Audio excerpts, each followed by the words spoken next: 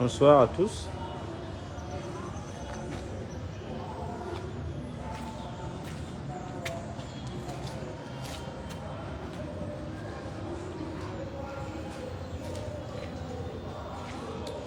Bonsoir. Je suis obligé de faire ce direct.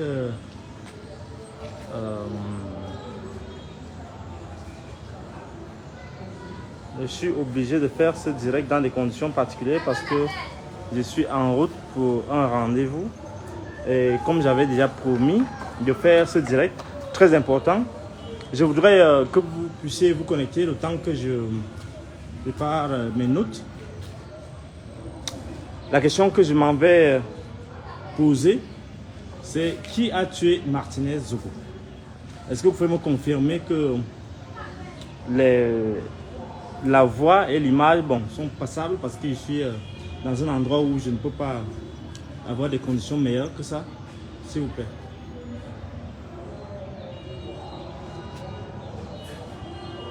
Je voudrais donc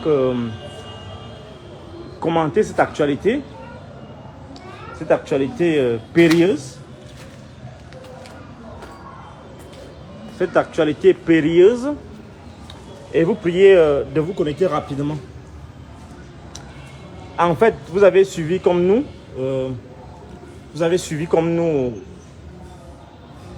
ce qui s'est passé vendredi, c'est-à-dire la publication de l'ordonnance de remise en liberté de M. Eko et de M. Amour Belinga. Et vous avez aussi suivi l'imbroglio qu'a occasionné cette décision de la justice camerounaise. Je voudrais ici, fort de mon expérience, fort des enquêtes, des recherches que j'ai faites, vous rappeler que nous sommes dans une situation très très grave dans ce pays actuellement. Et il est important. Oui, est-ce que vous... Voilà, très bien. Vous me confirmez que tout se passe bien. Et nous sommes dans une situation où il est question que les Camerounais commencent à comprendre que le bateau est en train de couler. Le bateau est en train de couler et nous sommes en danger. Ce pays peut se désagréger. Ce pays peut être mis à feu et à sang à tout moment. Je suis ce soir en mesure de vous confirmer qu'effectivement, le lieutenant-colonel Sikati II, Kamwa, a signé un document, un texte, une ordonnance de remise en liberté de M. Amour Belinga et M. Eko. Mais avant cela, j'aimerais quand même vous dire que la situation est tellement grave que je me demande si ceux qui sont engagés, recrutés pour distraire les Camerounais, pour dérouter le peuple, est-ce qu'ils sont conscients, les lanceurs d'alerte, les télévisions qui sont à la solde d'un camp, est-ce qu'ils comprennent le danger vers lequel nous allons? Nous sommes dans une escalade terrible, terrible.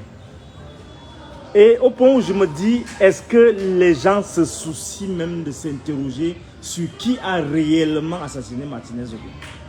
Il ne semble pas. Il ne semble pas parce que lorsque vous voyez les réactions des gens, lorsque vous voyez la désinformation qui est orchestrée autour de cette affaire, vous savez qu'il y a de cela quelques mois, je m'étais abstenu de commenter davantage parce qu'on avait attenté à ma vie à 2 reprises, ici à Yaoundé et à Obala, où j'ai échappé de peu au billet, aux éléments du billet, j'en suis presque convaincu, sur l'identité de la tenue que j'ai vue, je peux me tromper, des malfrats peuvent aussi porter les tenues de cette grande organisation, institution de l'État. Mais je voudrais bien dire aux Camerounais que ce n'est pas parce que le mensonge est gros, parce qu'il est répété maintes fois, qu'il va passer. Je suis dans la mesure de vous dire ce soir que Monsieur Sikati, le lieutenant-colonel Sikati II a signé une ordonnance. Je voudrais quand même vous lire un petit extrait de cette ordonnance-là, parce que les gens prennent ça très à la légère. Mais un haut officier de ce niveau ne peut pas prendre sur lui de signer un texte ne peut pas prendre celui de signer un texte d'une telle gravité, d'une telle importance, et vous considérez que c'est un faux. Donc, je dois malheureusement démentir, ou du moins infirmer la déclaration de monsieur le porte-parole de l'armée, que je respecte. C'est un type c'est une personne qui m'est proche, proche dans l'intellect, parce que c'est un officier supérieur aussi compétent et vraiment qui maîtrise. Ouais. Donc le colonel Atom Fak a donc bien voulu dire que c'était un fake. Je ne sais pas ce qui est fake dedans, mais d'après mes informations, j'ai fait des recherches tout le week-end. Je suis en droit de dire ce soir que cette ordonnance est établie et cette ordonnance est authentique. C'est si grave ce qui se passe que, au terme de mes enquêtes, j'ai compris que nous sommes, il y a deux camps, c'est vrai, il y a deux camps qui s'affrontent. Nous sommes à une situation de 2-0. Le camp qui combat le camp d'Amourou Belinga, nous sommes à la mi-temps, il a déjà encaissé 2 buts. Il a encaissé 2 buts et tout le tralala que les gens sont en train d'organiser, c'est pour décimer l'État, c'est pour mettre en difficulté le chef de l'État, c'est pour discréditer même les institutions, discréditer le Cameroun à travers le monde. Je parle de 2-0, pourquoi? Parce que ce n'est pas seulement l'ordonnance qui vient siffler la première mi-temps. L'ordonnance vient siffler la première mi-temps. Comment les buts ont été marqués, c'est ça le plus important. Parce que c'est un match macabre, un match où les gens sont engagés à tuer le pays pour le pouvoir, pour prendre le pouvoir. Ils doivent tuer les Camerounais.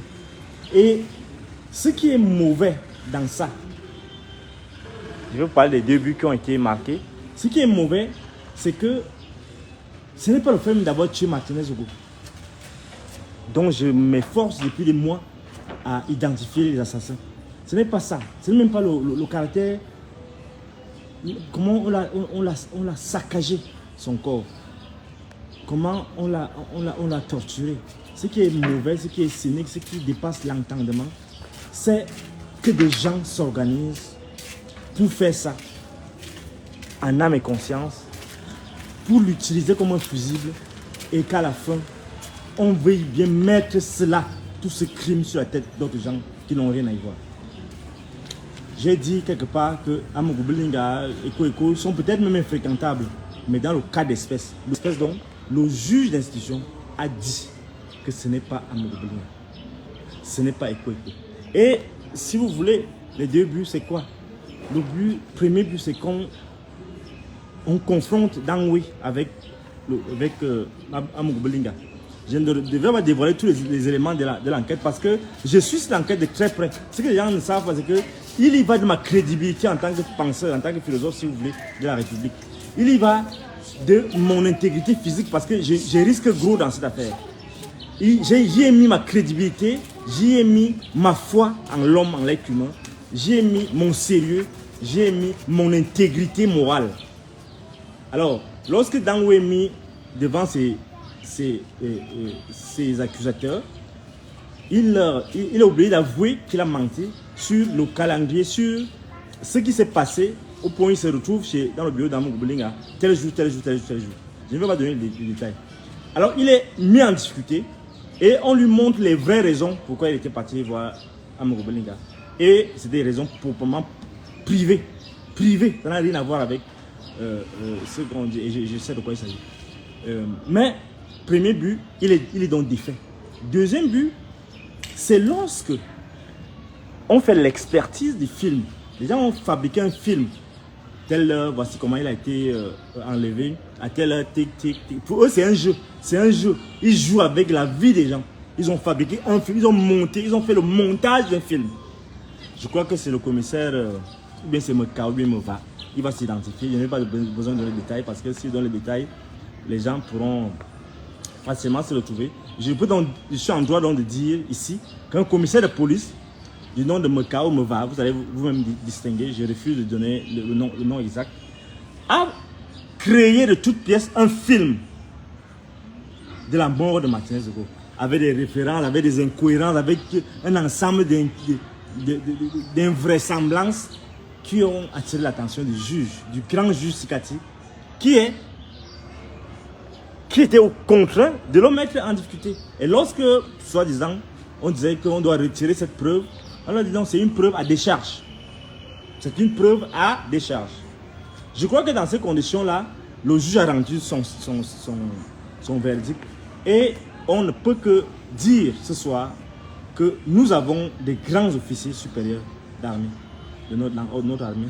Nous avons des hauts magistrats qui croient encore à la justice. Et vous savez, une république sans justice n'en est pas une.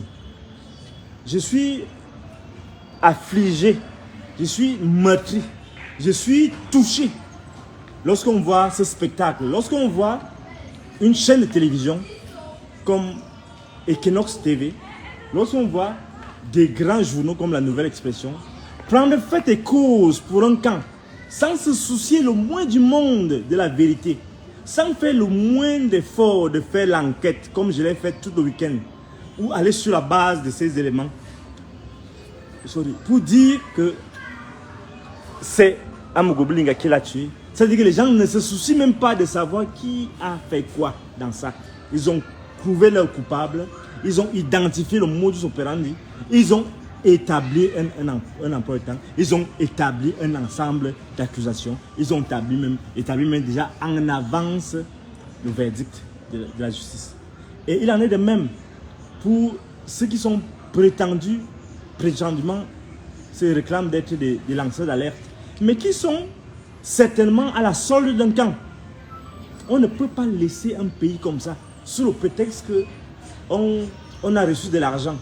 Et c'est les mêmes gens qui accusent les autres, qui se soucient seulement de la vérité. Moi, j'ai pris sur moi de réunir les chefs de chez moi pour aller sur le terrain, invoquer nos ancêtres, essayer de comprendre les tenants, essayer de dire au président de la République notre ras-le-bol. Peut-être le juge Sikati est maintenant dans une situation, la situation qu'ont vécu mes chefs. C'est-à-dire que nous sommes dans une situation où des pressions terribles sont exercées sur vous pour revenir, pour se dédier.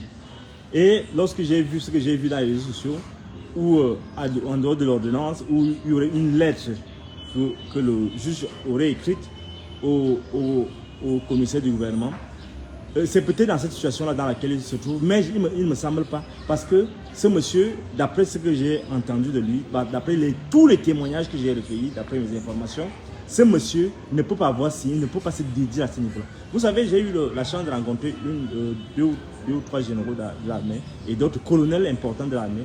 Tout récemment encore, je suis avec certains mes anciens ennemis de la CEMIL. Mais quand on apprend à les connaître, quand on essaye de creuser, quand on va avec une image d'ouverture, on comprend l'importance de certains hommes dans ce pays. Si certaines hautes personnalités de l'armée, de la justice n'étaient plus là, ce pays serait déjà en lambeaux. Donc il est important que vous compreniez qu'un juge de cet acabit ne peut pas prendre sur lui de voir sa signature au bas d'un document qui n'est pas la sienne et laisser cette affaire sans interpeller les avocats des mises en cause, sans interpeller le greffier. Donc à mon niveau, je suis en droit de vous dire ce soir que ce qui est orchestré dans ce pays, ce qui se joue dans ce pays, c'est la mort de Kambomé, c'est déjà la mort de la justice. On a programmé la mort de la justice. Et lorsqu'on programme la mort de la justice, c'est qu'on veut prendre, c'est un coup de force, on veut prendre le pays par la force. Et je suis peiné parce que j'insiste, on ne peut pas voir des outils d'information comme La Nouvelle Expression, comme l'Equinox, qui ne se soucient pas de savoir qu'est-ce qui se passe, mais qui ont décidé d'orchestrer. Et je ne sais pas ce que Séverin Tchunke, que j'apprécie beaucoup parce que parmi les, et je peux le dire ce soir, parmi tous les PDG de télévision du Cameroun, c'est le seul qui a pu m'appeler dans son bureau un jour et me dire, bon, vraiment, j'apprécie ton travail. Voici, je lui dis, bon, je te donne les livres. Il me dit, non, non, non, je t'encourage. Il m'a donné 280 000, je me souviens bien. C'est le seul. Il a fait avec une telle spontanéité que j'ai cru que c'était quelqu'un de sincère, quelqu'un de très, très sérieux. Malgré que j'ai dû refuser sa proposition par rapport à bon, son intervention qu'il voulait faire en ma faveur parce que j'avais discuté auprès du SGPR. Donc je l'ai refusé parce que pour moi je ne voyais pas l'importance de passer toujours par le président de la République, le SGPR, pour résoudre les problèmes des gens. Famille doit résoudre certains problèmes qui sont à son niveau. Il n'est pas ministre d'État pour rien. Ngongo aussi est ministre d'État. Donc pour moi je ne voyais pas l'importance. Donc j'ai donc gardé de lui donc cette image de quelqu'un d'ouvert, de quelqu'un d'humble, de très humble, quelqu'un de large en plus, qui avait de l'empathie pour ma situation.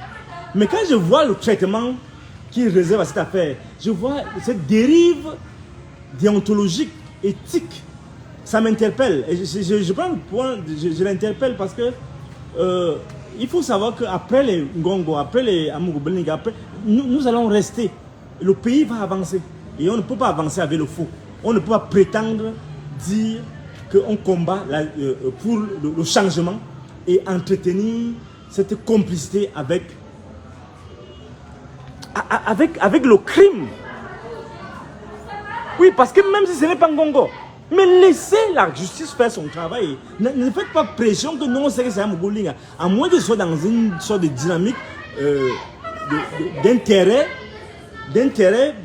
villageois qui se dissimule derrière cette prétendue lutte pour la justice. Donc, il est question pour moi de vous... Madame, circulez.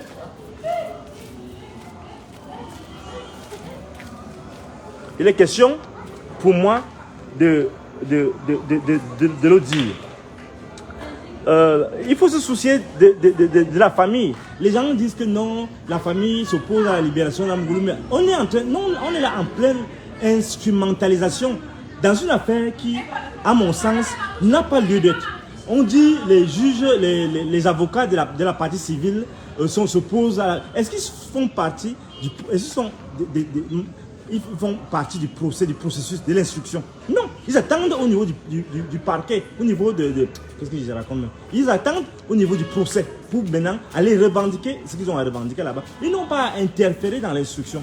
Donc, voilà donc autant de manipulation de l'opinion qui fait que quand les gens se soucient si peu de la vérité, quand les gens se soucient si peu de la justice, on se pose des questions. C'est là où on comprend que tout ça, c'est une manipulation.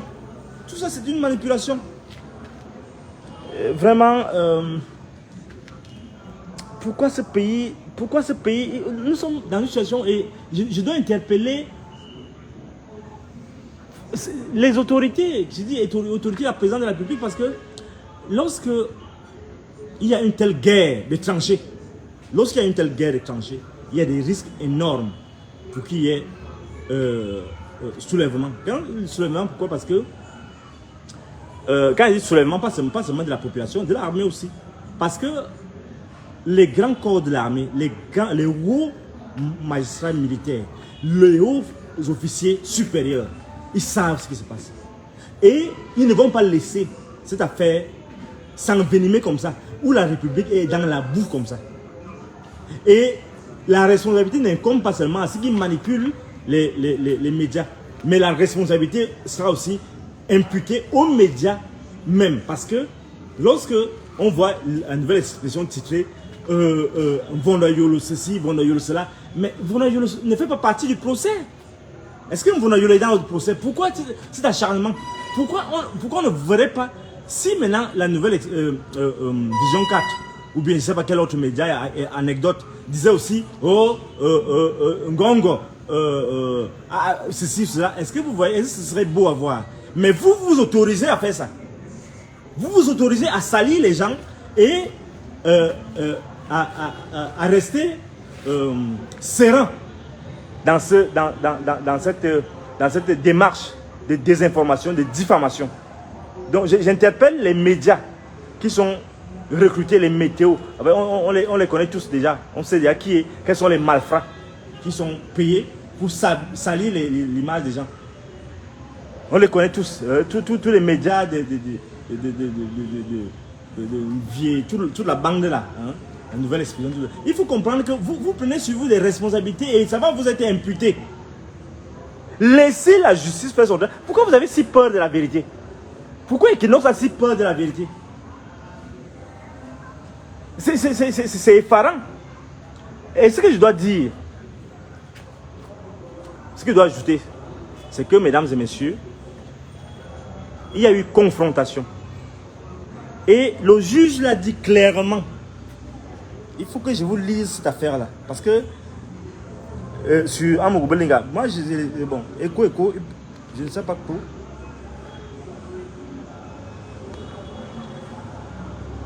Pour attendu, je vais lire parce qu'il faut faire l'analyse des textes. Attendu pour ce qui est de Amougou Belinga, Jean-Pierre. Vous savez, je ne parle pas d'Eco parce que les gens comme Eco, directeur de la DGRE, les gens, il est dans des affaires compliquées, donc je ne peux pas intervenir dans cette affaire parce que je ne sais pas qui peut lui en vouloir au point de dire que je vais finir avec toi cette fois-ci, même si c'est vrai, même si c'est faux. Donc ça ne me concerne pas. Ce qui me concerne, parce que ça c'est des affaires d'État, donc je ne peux même pas parler de ça. Moi je parle du petit Amougou Belinga. Entre guillemets, je dis petit parce que lui n'est pas dans les affaires d'État en tant que tel, dans le sens où il a un commandement, il commande à une institution telle que peut-être la DGRE ou bien quelque chose comme ça. Non. Il est dans une démarche républicaine de recherche, peut-être de son pain quotidien. Donc, on ne peut pas se permettre de dire qu'il est impliqué dans une affaire qui n'est pas de son ressort. Il ne peut pas donner les ordres. Et vous voyez, quand vous lisez le document, vous dites, attendu pour ce qui est de Amougou Belinga, Jean-Pierre, qu'il a été interrogé au fond et a réfuté les faits mis à sa charge. Que sur les numéraires prétendument remis à Dangwe, Justin, pour financer l'opération, Dangwe a déclaré que Amougou Belinga lui avait donné la somme de 2 millions de francs CFA pour ses besoins personnels, ainsi qu'il avait l'habitude de le gratifier de différentes sommes d'argent presque chaque fois qu'il allait lui rendre visite à ce dernier. On dit encore quoi? Attendez, je vais... il faut lire ça pour que les gens comprennent. Il dit aussi que Dangwe a du reste, écoutez bien, que Dangwe a du reste précisé que Amougou Belinga ne pouvait pas lui donner une quelconque mission concernant Martinez, car n'en ayant pas qualité. Écoutez bien, hein, vous dites que quand un juge, un lieutenant-colonel dit ça, lui il ment, il fait le fake. Mais respectons notre armée, respectons la justice, respectons ces officiers, ces hauts, je vais me dire ça, hauts officiers de l'armée. Vous dites que c'est un plaisantin, il plaisante. C'est incroyable. Que d'ailleurs, lors de sa visite à Amougou Belinga, la mission Martinez Zogo avait déjà commencé. Dangwe, lui, vous dit que quand il est parti dans la visite à Amougou Belinga, la mission avait déjà commencé. Donc l'opération avait déjà commencé. Donc lui-même, il reconnaît qu'il voulait faire diversion. Et c'est pas tout. C'est pas tout. Attendu que... Madame, circulez.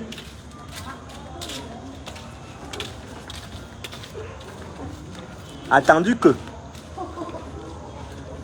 d'ailleurs, lors de sa visite, que l'opération avait déjà commencé, attendu que lors de son interrogation au fond, Dangwe Justin il a disculpé Amougou Belinga, Jean-Pierre, et déclaré que cet inculpé n'était en rien impliqué dans l'arrestation, la séquestration, la torture de Martinez Zogo.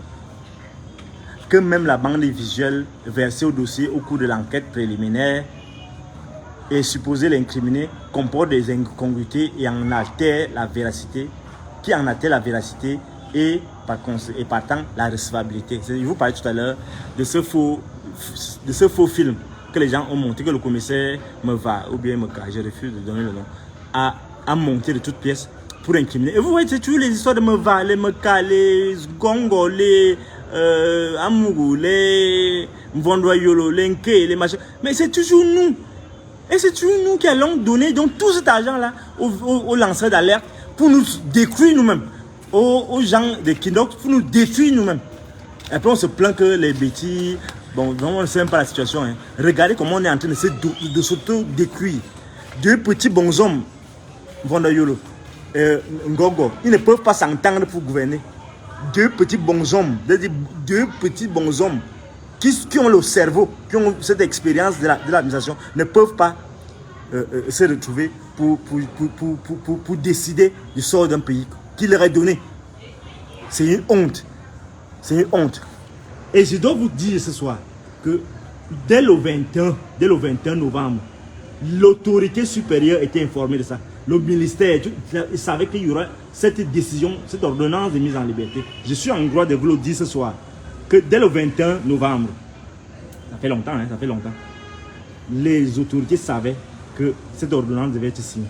Ils ne peuvent pas dire que... Machin. Le juge a juste attendu, et les avocats ont entendu parce qu'ils respectent la procédure. Ils ne sont pas tenus au secret, ils ne sont pas tenus par le silence, mais ils respectent les institutions, ils respectent le juge. Ils ont pensé que non, ils ne devaient pas se prononcer. Ce que je vous dis, c'est des sources sûres, c'est crédible. Donc, c'était à eux, c'était aux autorités de voir qu'est-ce qu'il y a lieu de faire. On a dit, oui, débrouille-toi pour trouver n'importe quoi, l'essentiel qui ne sortent pas. Non, le juge, donc, en son âme et conscience, a décidé de l'élargir. Donc, on ne peut pas se permettre de dire que cette affaire est fausse ou pas. Bonsoir, madame. Donc, c'est parce que les enfants me dérangeaient, donc je vais dire non, passez vite, passez vite. Parce que quand vous lui dites que vous les avez chassés, donc Non, j'étais en direct, non, parce qu'il faisait le bruit. Et je suis même en direct quand je vous parle. Okay. Donc, voilà. Arrêtez le désordre.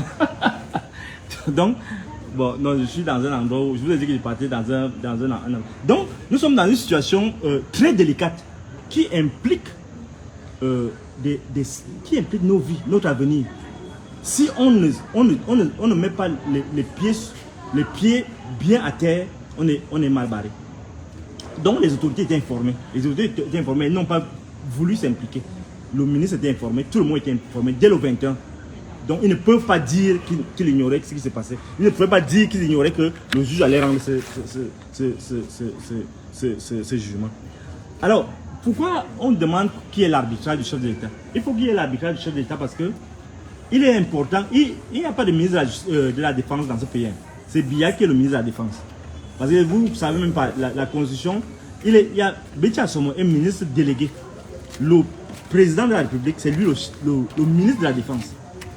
Ils doivent intervenir impérativement. Ce n'est même pas que c'est une faveur qu'on lui demande, c'est son devoir élémentaire. C'est la Constitution qui dit d'ailleurs, en son article 37, je pense, qu'il est le garant des institutions.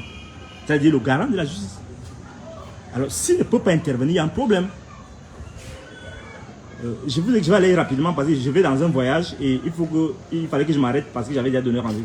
Donc, il est question qu'il intervienne en urgence pour ne pas qu'on arrive à une situation où le pays éclate. Le pays peut éclater à tout moment. Et je vous dis, il y a les hauts responsables de l'armée, il y a les hauts responsables de la police, il y a les hauts responsables de tous ces grands corps qui savent ce qui se passe. Et ils ne vont pas laisser les gens, l'imposture, tuer le pays à ce niveau-là. Donc, vous savez aussi qu'il y a eu l'exploitation des téléphones et tout le reste. Donc, il y a des informations qui sont là, qui sont disponibles. Donc, ça ne sert à rien de forcer les choses. Moi, je vous ai dit, j'ai engagé ma crédibilité dans ce pays par rapport à cette affaire-là. Et j'interpelle les vrais assassins de faire amende honorable. On va leur pardonner. Mais s'ils continuent de faire cette fuite en avant, ça ne va pas marcher. Et vouloir menacer les gens, quand on veut dire, voilà ça, on n'est pas d'accord, vous dites, oh, oui, vous n'avez pas le droit de parler, non. Il est question qu'on interroge encore et encore les gens. Mais qu'ils abrègent leur souffrance parce qu'on ne pourra pas les laisser saboter comme ça la justice camerounaise, discréditer comme ça les institutions de la République, menacer les gens comme ça, comme ils le font avec moi. Il est question qu'ils arrêtent ça et qu'ils fassent au moment qu'ils demandent pardon, on va leur pardonner. Donc, si vous savez que vous êtes impliqué dans ça, que vous soyez secrétaire général de quoi, président de quoi, vous serez arrêté tôt ou tard. Autant mieux abréger votre souffrance et vous résoudre à dire la vérité et qu'on passe dessus. Donc, je voulais donc vous le dire ce soir. Je ne peux pas passer sans laisser un petit mot en étonne. Je reconnais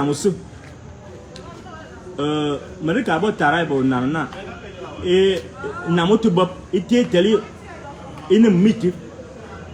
Moi, je me dis qu'on a dans mon gobelin comme na do et quoi comme na. Il m'a dit jomo vo. Ama yen ama pial. Do yen na. Ida ma din denga don na se bob nga wi. Ne nga ka mi tu so nga ya ma wo ba. Nga ba ya ma wo so na nga ka na ida mde maro pial maro yen me ke comme une quête. Me ke pam va ko ngi. Parce que pour bangal ma wona bi ma vo be ma karlo me vo. Do e ke pam na yo ma pialom te se.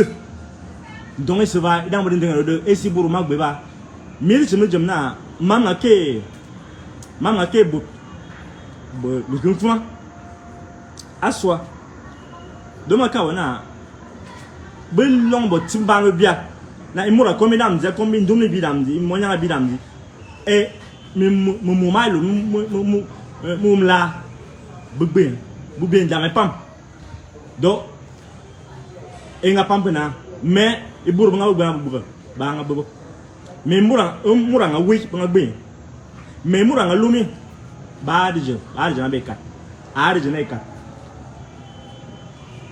do ndonga pa mangu na bon ndonga pa mangu mu lo na me ba amos son me ba na imut bu brana amuk blia isabi mo ngum esini do mura burmi nal bit tongman na amaga vomane do juge ma pas mention do machin do et ne va et qui norso et bonne nouvelle explosion et bojo bon ne va na ba dam ba di bisimen tena matin zo nga wu ha ene bozin esimen na ena ena be na ene fois zing be pour le zing anam na be ko de dam de SMP idam de ne bo MP asuya amu obli nga be na imura nga be ya ka na ge bi ti bo be ka na bo be mo me ma ka na murtana mu fu beda